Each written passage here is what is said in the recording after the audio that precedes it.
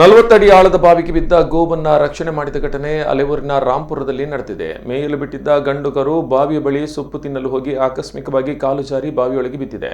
ವಿಷಯ ತಿಳಿದ ಕಾರ್ಯಕರ್ತ ಪ್ರಸಾದ್ ಪೂಜಾರಿ, ಮುಳುಗುತಜ್ಞ ಅಶೋಕ್ ಶೆಟ್ಟಿ ಅವರಿಗೆ ಮಾಹಿತಿ ನೀಡಿ ಅವರು ಬಾವಿಗಿಳಿದು ಕರು ಮುಳುಗದಂತೆ ಎತ್ತಿ ಹಿಡಿದರು. ಬಳಿಕ ಸ್ಥಳಕ್ಕೆ ದೌಡಾಯಿಸಿದ್ದ ಅಗ್ನಿಶಾಮಕ ದಳದ ಸಿಬ್ಬಂದಿ ಹಾಗೂ ಅಶೋಕ್ ಶೆಟ್ಟಿ ಸೇರಿ ಕರುವಿನ 4 ಕಾಲುಗಳ ಮಧ್ಯೆ ಹಗ್ಗ ಕಟ್ಟಿ ಕರುವನ್ನ ಮೇಲಕ್ಕೆತ್ತಿದರು.